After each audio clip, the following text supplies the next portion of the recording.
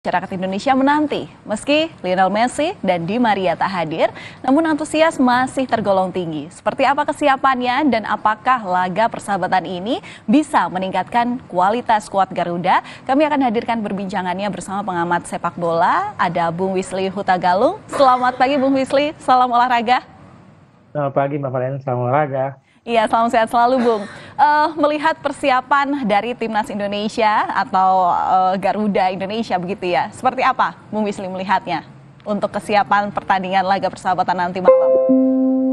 Yang pasti ini soal mental ya Mbak Valen, karena persiapan saya yakin Sintayong sudah tahu cara mempersiapkan para pemain meskipun awal-awal persiapan ketika menghadapi Palestina bahwa sejumlah pemain tidak berada dalam kondisi yang kebugarannya dibutuhkan untuk level tim nasional, karena level klub sama level tim nasional itu berbeda. Apalagi menghadapi tim sekelas Argentina, lupakan Messi, lupakan Di Maria, ini Argentina juara dunia dan di dalamnya adalah tim yang memang dipersiapkan untuk bermain di level atas dan kita belum pernah menghadapi tim sekelas juara dunia.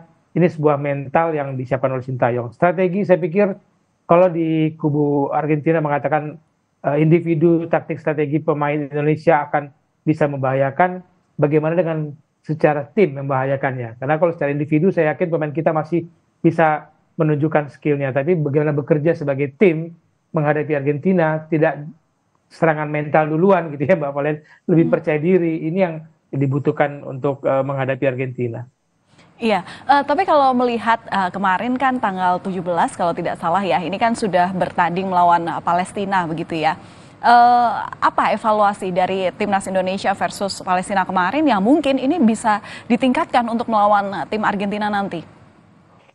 Ya, dengan skor 0-0 pasti evaluasinya pertahanan kita cukup oke. Gelandang kita trio Marcelino, Ricky Kambuaya, dan Mark Klok, saya pikir akan tetap menjadi fondasi utama tim kita di tengah, tapi di depan memang menjadi sebuah uji coba yang kita tunggu dari Sintayong, apakah Dimas Derajat akan kembali menjadi starting lineup dengan diapit. Saya pikir Rafael Struijk dan Jakob Sayuri ini menjadi sebuah pilihan yang baik di sayap, tapi kita butuh penyelesaian, kita butuh pemain-pemain yang bisa mencetak gol, paling tidak mengancam pertahanan Argentina. Nah, ini kita tunggu formasi seperti apa. Apakah masih bermain dengan 4-3-3 dengan kekuatan kita kemarin di Rafael Struijk itu di sisi kiri menyerang tuh membuat sebuah perbedaan dan kita terkesima ada pemain muda bagus seperti ini di tim nasional. Iya, memang yang kemarin menjadi tantangan itu adalah pada pada eksekusinya, pada finishing terakhir gitu ya. Padahal Pak Erick Thohir atau bahkan pelatihnya sendiri Sintayong itu kemarin juga sempat bilang bahwa ketika versus Palestina itu bisa setidaknya ngegolin 2-3 poin gitu ya.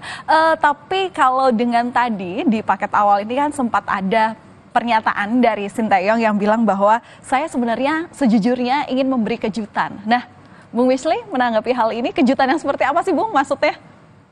Iya, sejak Sintayong menangani tim nasional Indonesia di beberapa level usia, kejutan itu nggak berhenti-berhenti loh Mbak Valen. Benar-benar saya menanti kejutan. Ketika dia menangani tim di Piala AFF, kita menanti kejutan starting lineup yang berubah, gaya main berubah, pemain kita begitu ngotot, tidak mau kehilangan bola, dan ketika pemain kita kehilangan bola, karakter ngototnya muncul, dan itu membuat kita puas. Hasilnya 0-0 pun bagi kita tidak masalah, karena kita melihat progres sebuah permainan yang memang hasil adalah yang ditunggu, judgment by result. Tapi prosesnya, progres perkembangan tim nasional di era Sintayong itu membuat kita menunggu kejutan apa lagi ya Sintayong. Mungkin bukan soal kita bisa mengalahkan Argentina, tapi bagaimana kita menghadapi Argentina dengan percaya diri, dengan permainan yang organisasi yang baik.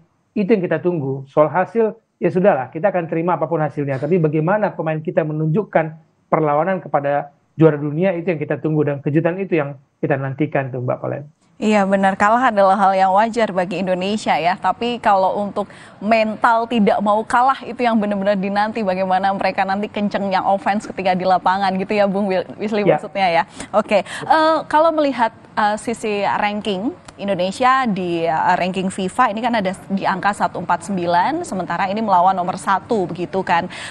Kalau melihat soal pertandingan nanti dan juga pertandingan yang sudah digelar kemarin, laga persahabatan bersama Palestina begitu. Apakah ini juga bisa berpengaruh pada poin ranking Indonesia di FIFA? Ya pasti, sebenarnya kita berharap sekali kita lawan Palestina itu bisa menang, dapat 3 poin, kita dapat tambahan 6 poin sekian untuk di ranking FIFA. Eh, Potensi kita kemarin menang melawan Palestina itu tinggi dengan gaya bermain yang dilihat. Tapi memang kalau bisa kita agak mengeles sedikit, memang saat itu penyelesaian kita tidak sebaik yang kita harapkan. Tapi organisasi permainan pertahanan sudah menunjukkan ada progres, ada peningkatan. Nah, kalau kita menghadapi Argentina, ini kan poinnya tinggi sekali kita menghadapi tim peringkat 1. Menghadapi Palestina yang peringkat 90-an saja kita bisa dapat poin 6, sekian, 6,7 nggak salah.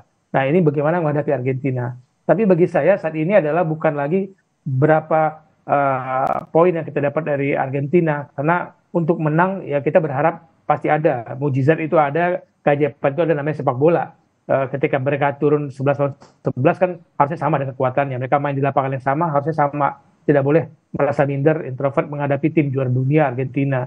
Nah, ini yang kita tunggu sebenarnya. Poin seri kita akan dapat yang lumayan tinggi. Tapi bagaimana bermain dengan baik, bagaimana memuaskan dan menunjukkan ada progres peningkatan, karena setelah ini akan ada banyak pertandingan-pertandingan yang harus dilakoni oleh Sintayong, dan itu menunjukkan kita tidak lagi tim yang sama dari tahun-tahun sebelumnya. Dan itu tadi kalau Mbak Valen bilang kejutan, dari awal Sintayong menangani Indonesia, kita sudah melihat kejutan-kejutan yang dia berikan. Ya, kalau menurut Bung Wisly, untuk prediksi gaya bermain timnas Indonesia dalam melakukan penyerangan nanti seperti apa, Bung?